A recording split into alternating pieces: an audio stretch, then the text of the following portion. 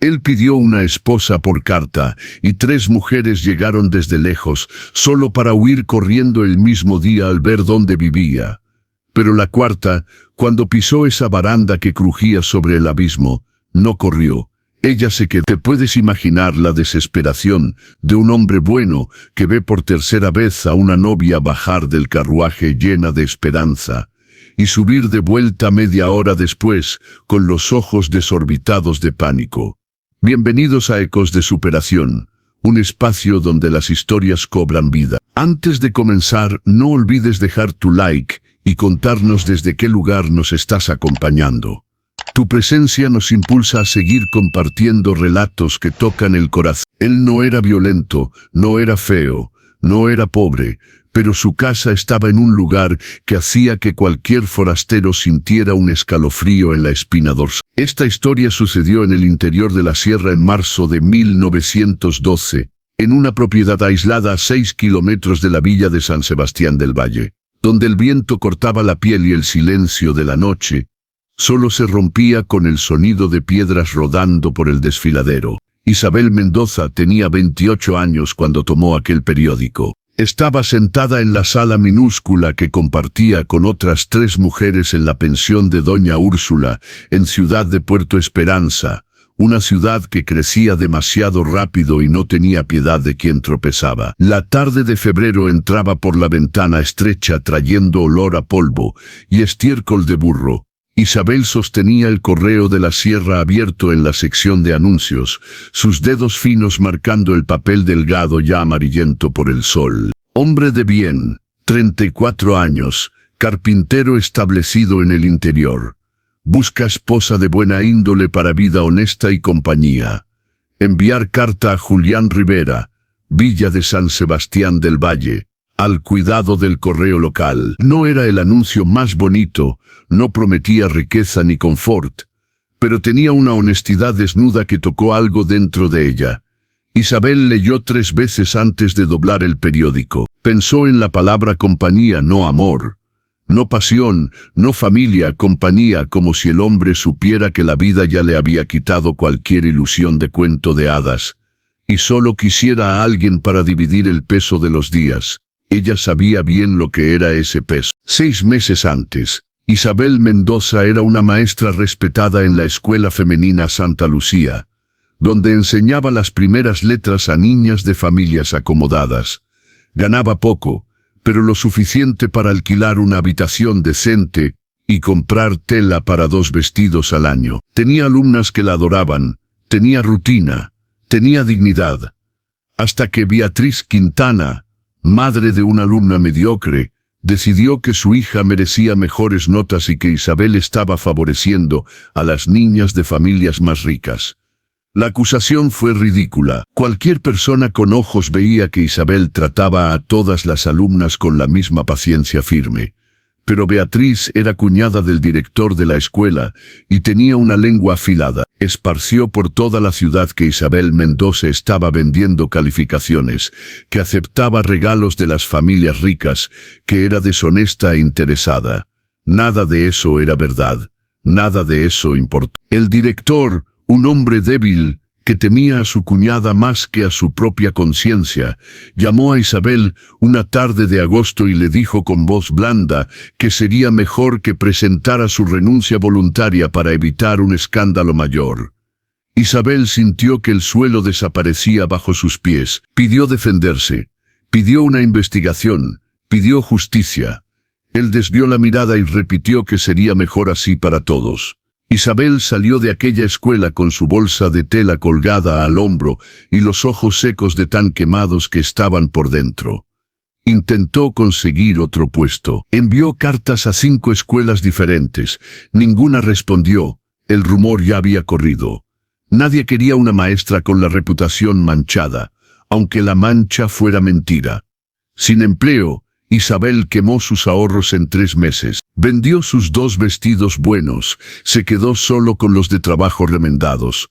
Se mudó de su casa cómoda a aquella pensión, donde 6 mujeres compartían baño y cocina. Todas allí tenían historias parecidas. Mujeres sin familia, sin marido, sin suerte, mujeres que la ciudad escupía hacia los márgenes. Isabel no tenía familia de verdad. Era hija única de padres que murieron de fiebre amarilla cuando ella tenía. Fue criada por 2 tías solteronas que le enseñaron a leer, escribir, bordar y comportarse. Las tías murieron también, una de un derrame y la otra de pena. Antes de que Isabel cumpliera 20 años, se quedó sola en el mundo, aferrándose solo a su profesión de maestra como tabla de salvación. Y ahora ni eso tenía. En aquella tarde de febrero, con el periódico en la mano y el estómago doliendo de hambre, porque se había saltado el almuerzo para ahorrar, Isabel tomó una decisión que lo cambiaría todo. Tomó papel, pluma y tinta prestados de doña Úrsula y escribió una carta corta y honesta. Señor Julián Rivera, mi nombre es Isabel Mendoza. Tengo 28 años y fui maestra en Puerto Esperanza. Perdí mi puesto por una acusación falsa y no tengo familia ni perspectivas aquí. Sé leer, escribir, cocinar y cuidar de una casa. No soy bonita, pero soy sana y trabajadora. Si usted todavía busca esposa, acepto conocerlo. Respetuosamente, Isabel Mendoza. Envió la carta al día siguiente e intentó no crear expectativas. Pasaron 2 semanas, 3. Isabel ya lo había olvidado cuando una mañana de marzo doña Úrsula llamó a la puerta de su cuarto con un sobre en la mano. «Llegó respuesta para usted», dijo la mujer con curiosidad mal disimulada. Isabel abrió la carta con dedos temblorosos. La letra era firme, inclinada, de un hombre acostumbrado a diseñar proyectos. «Señora Isabel, agradezco su carta. También estoy sin familia. También sé lo que es ser juzgado erróneamente. Si usted acepta, le envío dinero para el pasaje de tren hasta Villa Esperanza y de ahí el carruaje hasta San Sebastián del Valle. Avíseme la fecha y la estaré esperando. Cordialmente, Julián Rivera». Dentro del sobre había 50 pesos en billetes doblados. Era dinero suficiente para el pasaje y aún sobraba para ropa nueva, si ella quería. Isabel sostuvo los billetes con cuidado, como si estuvieran hechos de cristal. En ese momento no sintió amor, sintió alivio, sintió que tal vez no moriría de hambre en una pensión olvidada de la ciudad. Sintió que alguien en algún lugar le había dado una segunda oportunidad. Escribió de vuelta marcando la fecha. 2 semanas después, en una mañana fría de otoño que llegaba temprano a la sierra, Isabel Mendoza subió al tren con una maleta de cuero gastada que había sido de sus tías, y un corazón lleno de miedo y esperanza mezclados. El viaje en tren hasta Villa Esperanza duró. Isabel pasó el tiempo mirando por la ventana polvorienta, viendo el campo extenderse infinito, los montículos de termitas rojas como torres de iglesia, los cultivos de maíz quemados por el sol. Pensó en Julián Rivera. Intentó imaginar su rostro. Sería alto, sería gentil, sería hombre de palabra. En Villa Esperanza bajó en la pequeña estación de madera y buscó el carruaje que Julián había prometido enviar. Encontró a un carretero delgado de bigote, caído, que la saludó quitándose el sombrero. «¿La señora es la novia de don Julián?», preguntó más como confirmación que como pregunta. Isabel asintió y él tomó su maleta con cuidado. Subió al pescante junto a él, y el carruaje salió traqueteando por el camino de tierra. El carretero no era hablador, pero no era grosero. Después de una hora de silencio, Isabel reunió valor y preguntó cuánto faltaba. Él se rascó la barba antes de responder que eran unas 4 horas más de viaje. Ella tragó seco y preguntó cómo era San Sebastián del Valle. El hombre soltó una risa corta, sin humor. «Villa pequeña», dijo. «Gente buena, pero desconfiada. Queda al pie de la sierra.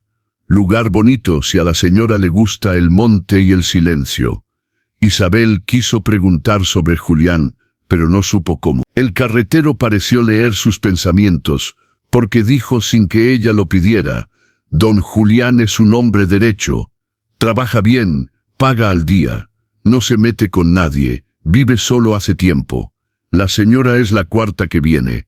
Isabel sintió el estómago helarse. «La 4ª», repitió despacio. El carretero se dio cuenta de que había hablado de más y se quedó callado. Pero Isabel insistió. «¿Qué pasó con las otras tres?», preguntó con voz firme a pesar del miedo. El hombre suspiró hondo y decidió que ella merecía saber. Vinieron, vieron la casa, se fueron el mismo día las tres. La última se fue llorando. Dijo que no podía dormir en un lugar así, ni aunque le pagaran. El corazón de Isabel latió más rápido. «¿Qué lugar?», preguntó. El carretero la miró de reojo. «La casa de don Julián queda al borde de un barranco», explicó despacio. «Hay un desfiladero profundo justo atrás. El viento golpea fuerte. La casa cruje y hay una historia triste detrás, pero no me corresponde a mí contarla. La señora lo verá cuando llegue». El resto del viaje Isabel lo pasó en un silencio lleno de pensamientos. Pensó en volver. Pensó en pedirle al carretero que diera media vuelta. Pero entonces recordó la pensión de doña Úrsula, las miradas de lástima de las otras mujeres, el hambre que apretaba a fin de mes, la carta de Julián, que había sido respetuosa y honesta. Decidió que no iba a huir antes de ver con sus propios ojos.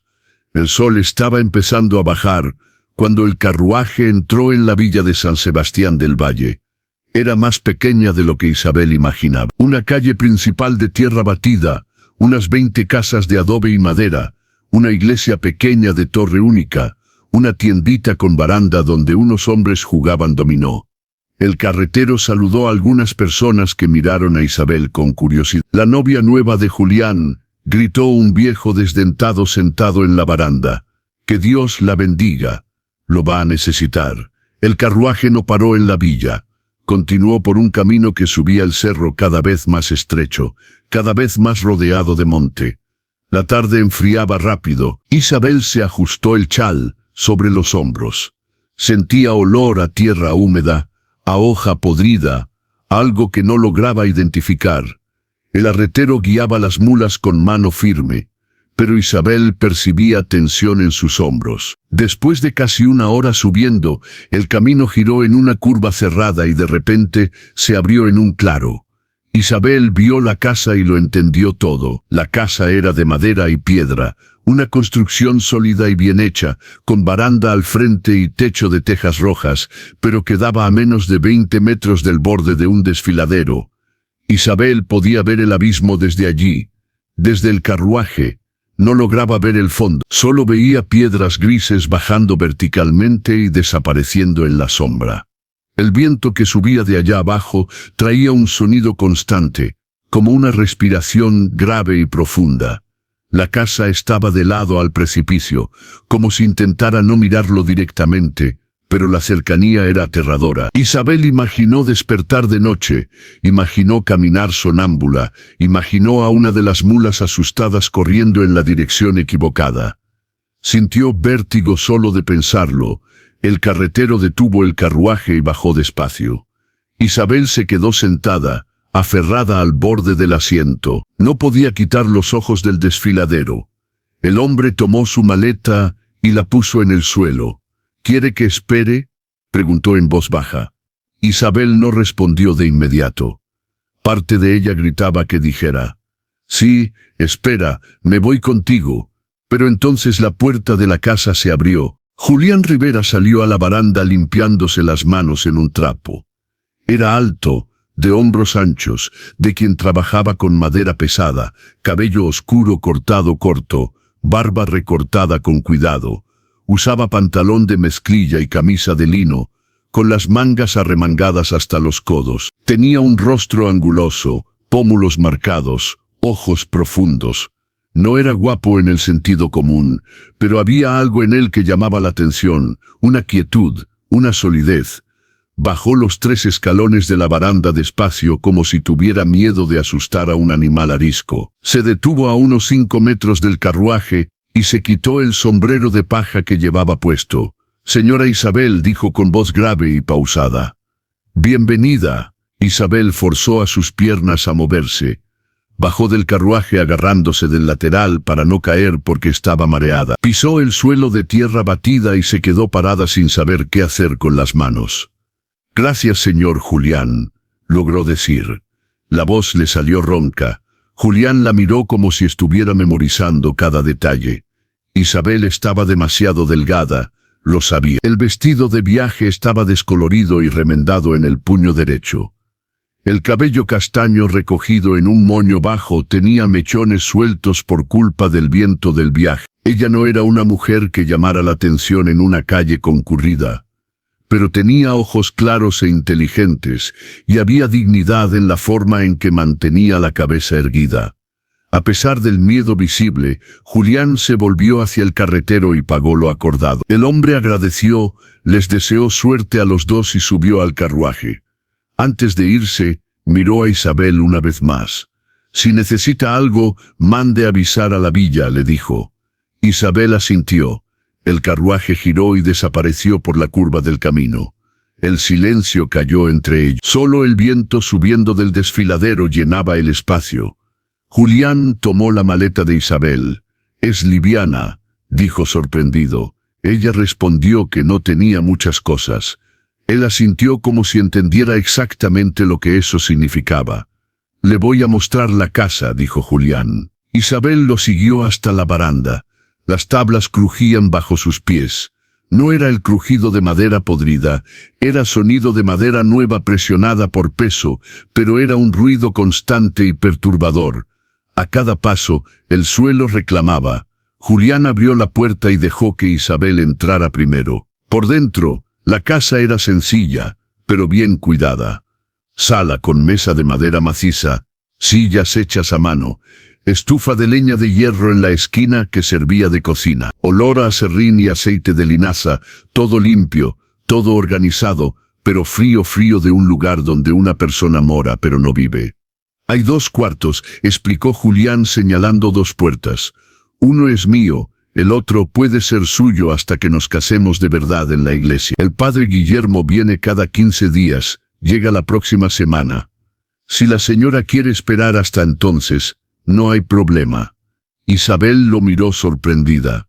Julián continuó sin encontrar sus ojos. «Yo sé que la señora vino de lejos y no me conoce. No voy a forzar nada. El matrimonio es para toda la vida y necesita respeto. La señora puede decidir si se queda o si se va. Nadie la va a juzgar». En ese momento, Isabel se dio cuenta de 2 cosas. Primera, Julián Rivera era un hombre de honor. Segunda, él estaba tan asustado como ella. «Gracias», dijo Isabel con voz más firme. «Me quedaré hasta conocerlo mejor». Julián asintió y algo parecido al alivio pasó por su rostro. Le mostró el cuarto que sería de ella. Era pequeño, con cama individual, cubierta con una colcha de retazos, cómoda de madera oscura, ventana que daba al lateral de la casa, no al abismo.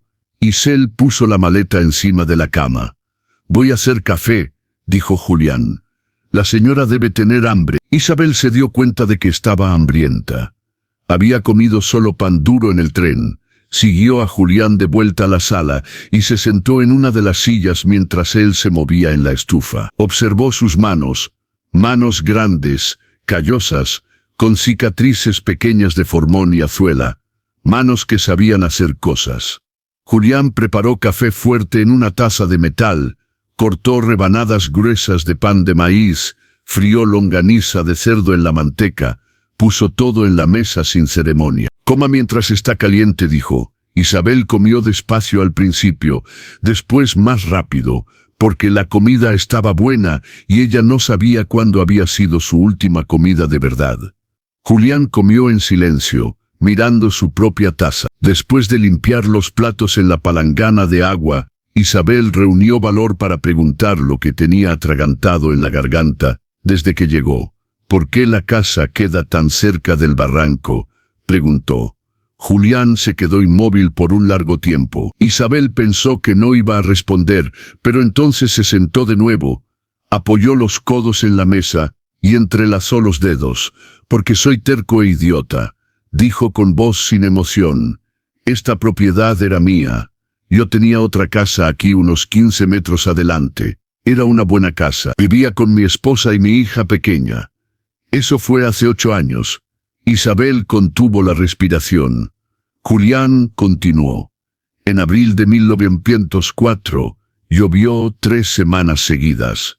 El suelo se empapó.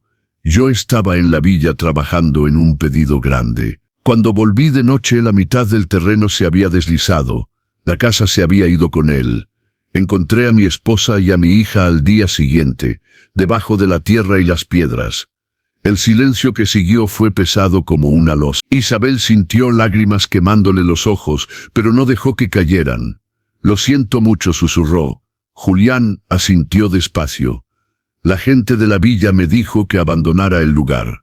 Dijeron que era peligroso, que podía deslizarse de nuevo, que estaba maldito.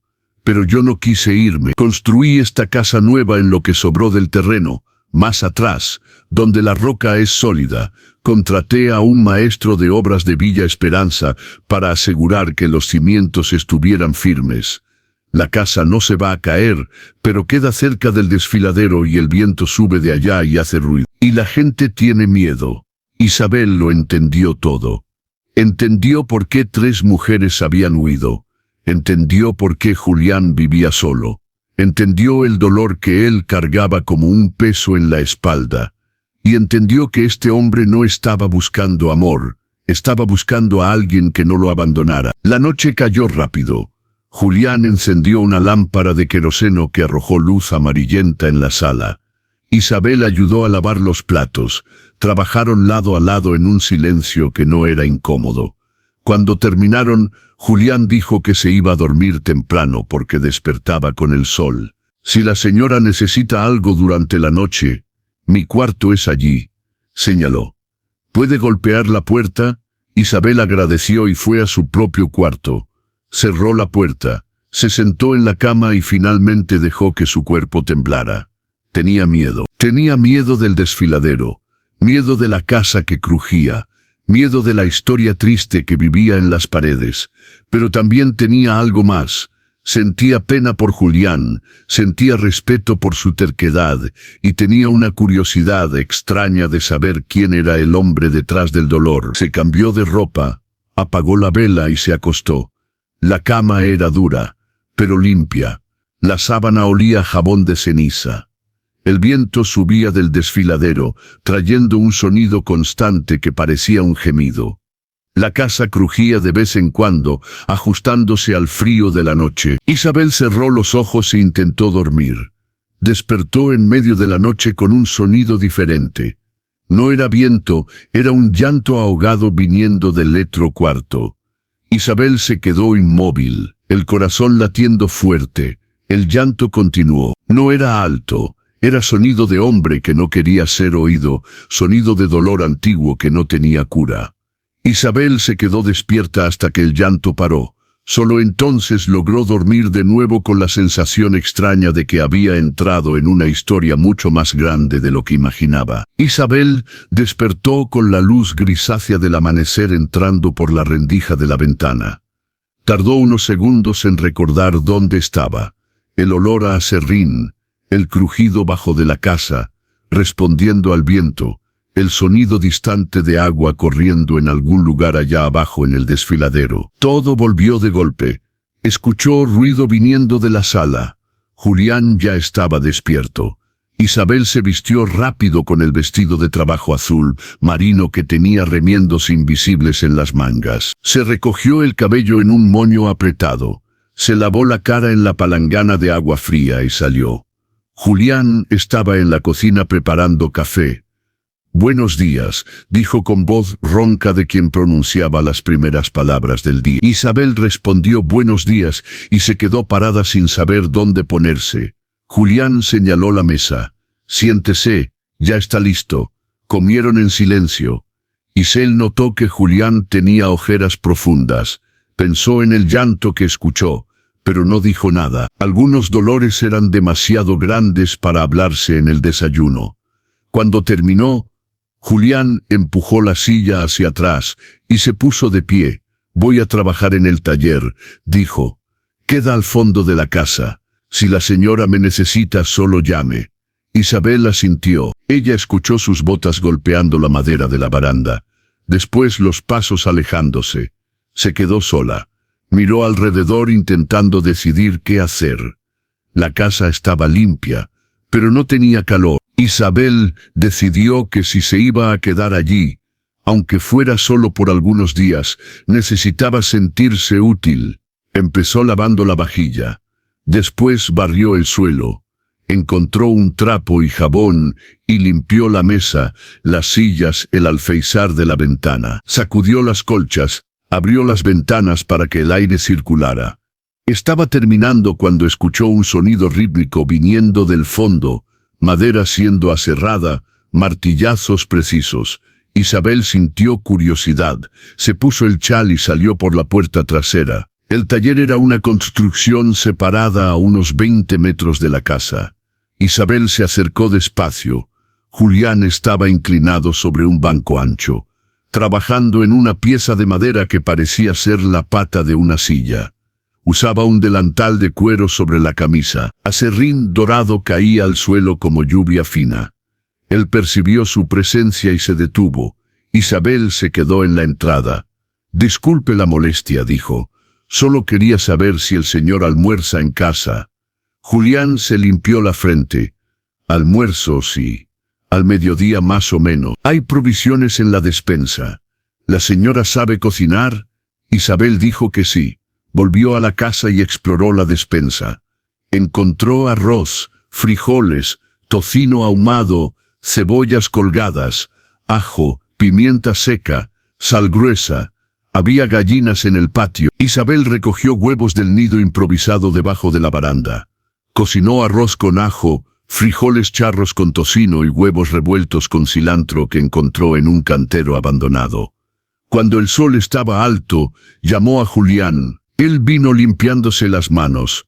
Se sentaron a almorzar. Julián comió despacio, masticando bien. Al final empujó el plato vacío y miró a Isabel por primera vez con algo que no era solo educación. «Estaba sabroso», dijo. «Hace tiempo que no como comida hecha con esmero». Isabel sintió un calor extraño en el pecho. «Gracias». Los días comenzaron a seguir un ritmo.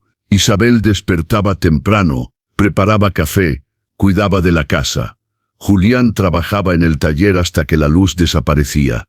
Comían juntos en un silencio que se iba volviendo menos incómodo. Por la noche, Julián a veces se quedaba en la baranda fumando un cigarrillo de paja, mirando a la nada. Isabel se quedaba adentro, remendando ropas de él, o simplemente sentada cerca de la lámpara con un libro. Una noche, 5 días después de que ella llegó, Julián entró y la vio leyendo. Se quedó parado en el umbral. «¿Qué está leyendo la señora?» Isabel mostró la portada. Es un libro de poesías de Gustavo Adolfo Bécquer. Julián puso cara de quien no conocía. Isabel preguntó si a él le gustaba leer. Él soltó una risa corta. «Apenas sé leer bien», confesó. «Aprendí lo básico, pero nunca tuve habilidad.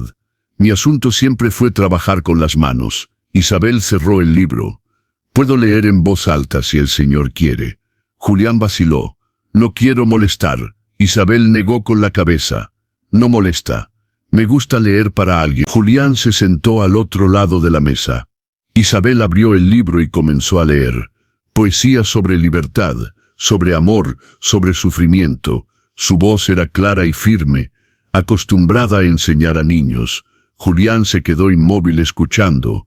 Cuando terminó el poema, Julián se quedó callado. Después dijo en voz baja: «Es bonito. Hay esperanza en esas palabras». Isabel estuvo de acuerdo. «A veces es solo eso lo que tenemos», dijo ella. «Esperanza de que las cosas pueden». Julián la miró de verdad. «¿Y la señora todavía tiene esperanza?» Después de perder su empleo, su reputación, tener que venir a un lugar olvidado a casarse con un desconocido. Isabel sostuvo su mirada. «Sí, tengo, porque rendirse es morir antes de tiempo y yo no estoy lista para morir todavía».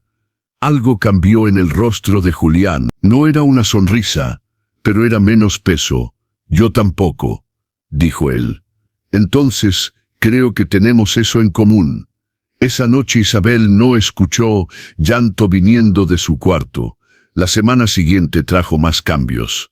Isabel comenzó a plantar hierbas en el cantero abandonado. Arregló un agujero en el techo del gallinero.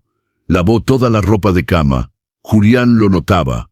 Él trajo tierra buena de la orilla del arroyo para el cantero de ella. Arregló la silla de la cocina que estaba coja. Dejó flores silvestres encima de la mesa una mañana sin decir nada. Isabel tomó las flores y sintió algo apretar en el pecho. Era un gesto simple, pero viniendo de un hombre que vivía en su propio dolor hacía años, significaba mucho. Si te está gustando esta historia, deja tu me gusta ahí para ayudarme. Hace toda la diferencia. Al 10º día, Isabel estaba tendiendo ropa cuando escuchó el sonido de un carruaje llegando. Vio un carruaje viejo tirado por una mula. Una mujer robusta de unos 60 años conducía.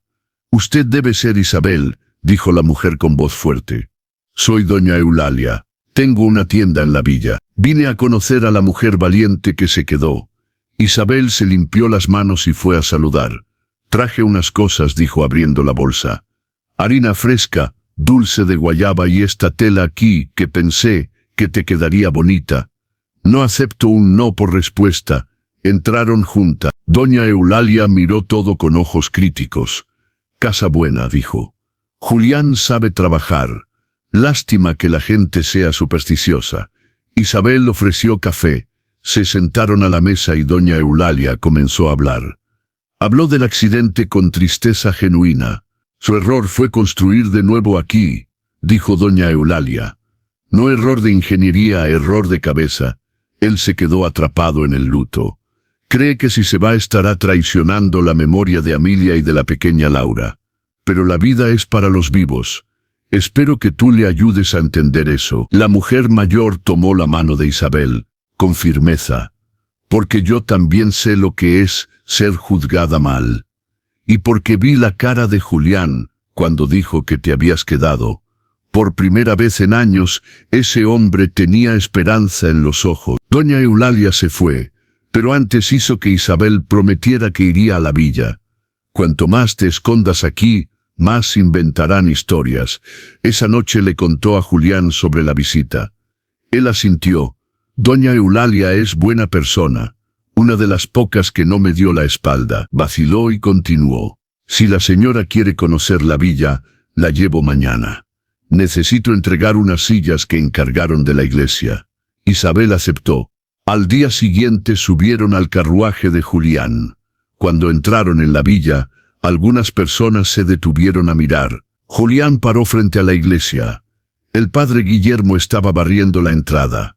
Era un hombre joven, no debía tener más de 30 años. «Julián, hijo mío», saludó, «y esta debe ser la señora Isabel. Sea muy bienvenida». A Isabel le cayó bien de inmediato. El padre conversó con ella sobre la escuela que no tenía maestra desde que la última se casó. Los ojos del padre brillaron. «La señora era maestra, ¿no es así?», Isabel confirmó. Él juntó las manos. «Es una señal de Dios. Los niños aquí necesitan tanto aprender». Isabel sintió que algo se movía dentro de ella.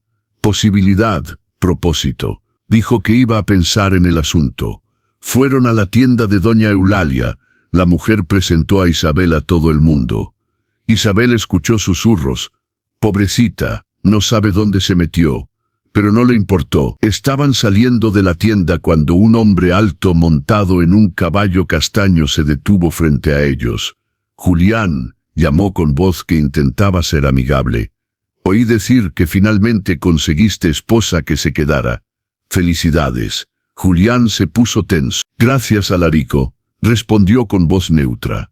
Alarico miró a Isabel con ojos que evaluaban. «Y entonces, muchacha, ¿te está gustando la casa al borde del precipicio?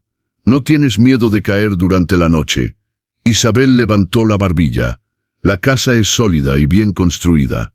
No tengo miedo». Alarico rió. «No sé cuál es peor. Mi oferta sigue en pie, Julián. 25.000 pesos por la propiedad es más de lo que vale. Con ese dinero compras un terreno mejor, lejos de la desgracia». Julián apretó los puños. «Ya dije que no vendo. La tierra es mía y voy a morir en ella». Alarico suspiró. «La terquedad va a acabar contigo y ahora va a acabar con ella también». Volvieron en silencio. Cuando llegaron, Julián fue directo al taller sin decir nada. Después del almuerzo, Isabel no aguantó. Preguntó directo, ¿por qué el señor no le vende la tierra a Alarico? Julián levantó los ojos despacio. Porque él no quiere la tierra, quiere el acceso al arroyo que pasa por aquí. Él quiere desviarla para irrigar sus plantaciones. Si yo vendo, él seca el arroyo y quien vive río abajo se queda sin agua. 3 familias dependen de esa agua. Yo no voy a ser responsable de eso. Isabel sintió vergüenza. Disculpa, dijo en voz baja. Yo no sabía. Julián negó con la cabeza. Alarico es listo. Dice que quiere ayudarme, pero lo que quiere es el arroyo. Por eso entiendo si la señora quiere irse. Isabel se quedó callada por un largo tiempo. Yo perdí mi puesto porque una persona poderosa decidió que yo estaba en su camino. Podría haber peleado, pero desistí. Vine para acá porque no tenía más opción. Pero ahora entiendo una cosa. A veces uno tiene que quedarse y luchar. Y yo no vine hasta aquí para huir de nuevo. Julián se quedó inmóvil. La señora es una mujer rara, Isabel Mendoza, dijo él. Yo no merezco su lealtad, pero la agradezco de corazón.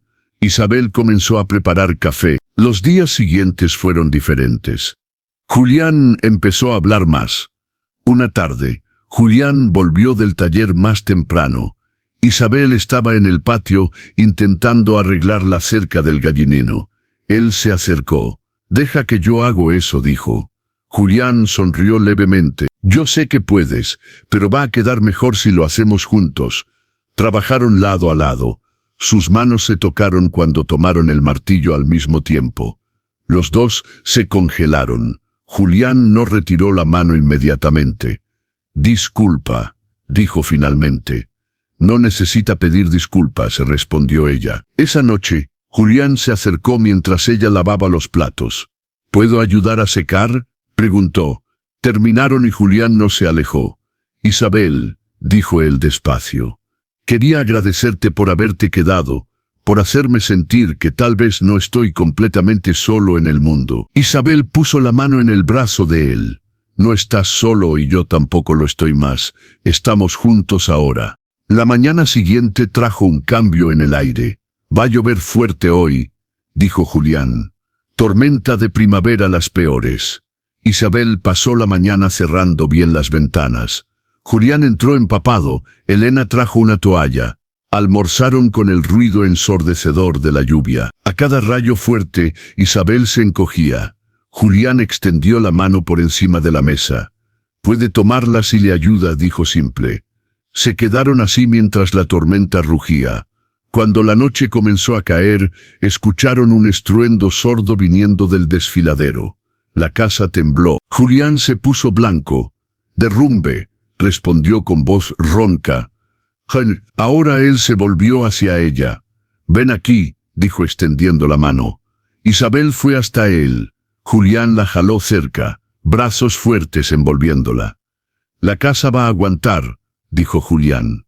Se quedaron abrazados. Mientras la tierra gemía allá abajo, Julián olía a sudor, a serrín y lluvia. Isabel sintió el calor de su cuerpo y se dio cuenta de que no quería estar en ningún otro lugar.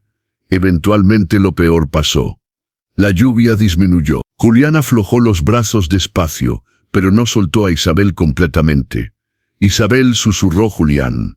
Yo no puedo fingir más, no después de sentir lo aterrorizado que estuve de perderte. Julián tocó el rostro de ella con cuidado infinito.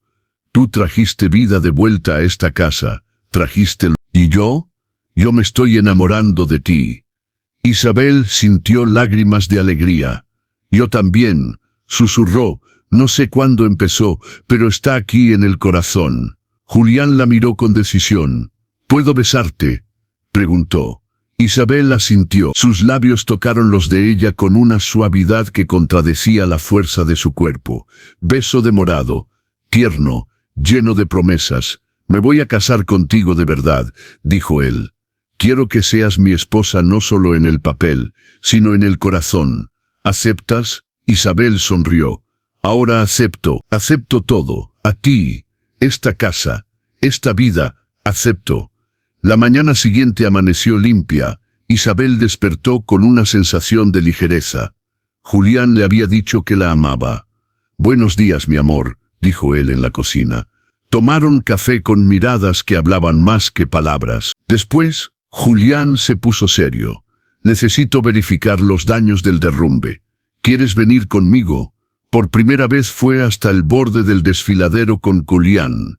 Él sostuvo su mano. «Mira», dijo señalando, «la roca aquí es diferente, más dura». La casa antigua estaba allí. Señaló un área vacía más cerca del borde. El suelo allí es tierra sobre piedra.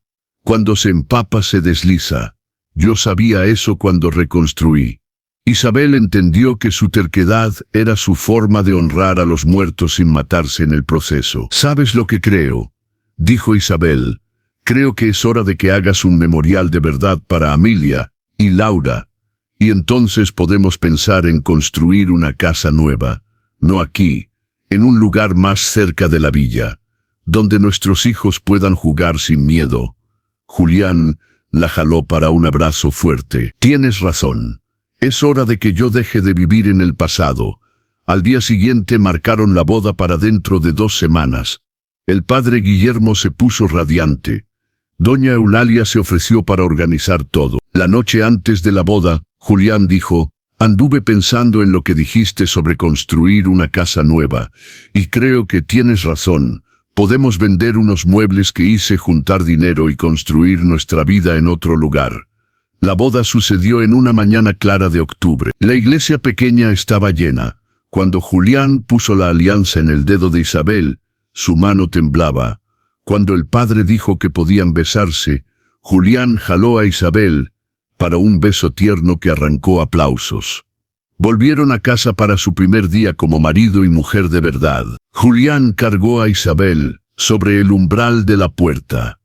«Finalmente puedo llamarte mi esposa, señora Isabel Rivera». Los meses siguientes trajeron cambios. Julián comenzó a trabajar en el memorial, un pequeño jardín con una cruz de madera trabajada y un banco de piedra. Isabel comenzó a dar clases a los niños de la villa. Teodoro expandió el taller. 6 meses después de la boda, Isabel descubrió que estaba esperando un bebé. «Vamos a tener un hijo», repetía Julián maravillado. En junio de 1913 nació un niño fuerte y sano. «Vamos a llamarlo Gabriel», dijo Julián ronco, «porque es un regalo de Dios». Cuando Gabriel cumplió 1 año, compraron el terreno perfecto a solo 2 kilómetros de la villa. La mudanza sucedió en una mañana soleada de primavera. Antes de cerrar la casa antigua para siempre, fueron allá una última vez. «Gracias», dijo Julián a las paredes vacías, «por protegerme cuando lo necesitaba y por traer a Isabel hasta mí». 3 años después, en 1917, Gabriel tenía una hermanita. La llamaron Luz. Julián nunca olvidó a Amelia y Laura, pero hablaba de ellas con cariño, sin dolor. En una tarde tibia de verano de 1920, Julián se sentó al lado de Isabel en la baranda de la casa nueva. «A veces todavía no creo que todo esto sea real», confesó. Isabel lo miró con amor profundo. «Es real porque no desistimos, porque tuvimos coraje de quedarnos cuando era más fácil huir. Te amo hoy, mañana, siempre». No había más abismos, solo había amor y futuro. 3 mujeres habían huido, pero Isabel se había quedado y al quedarse, había ganado una vida. El verdadero hogar nunca estuvo hecho de paredes, fue hecho de coraje, de elección y del corazón de alguien dispuesto a sostener tu mano y decir: «Quédate, construimos esto juntos», y ellos construyeron. Ladrillo por ladrillo, día tras día, amor tras amor, una vida que valía cada momento de miedo enfrentado, porque al final, el amor siempre construye hogares donde antes solo había soledad. Si te ha conmovido esta historia, no olvides suscribirte a nuestro canal y activar las notificaciones para no perderte más relatos que llegan al corazón. Comparte con tus amigos y únete a esta comunidad de almas que creen en el poder de las historias. Nos encantaría seguir compartiendo momentos que toquen tu vida.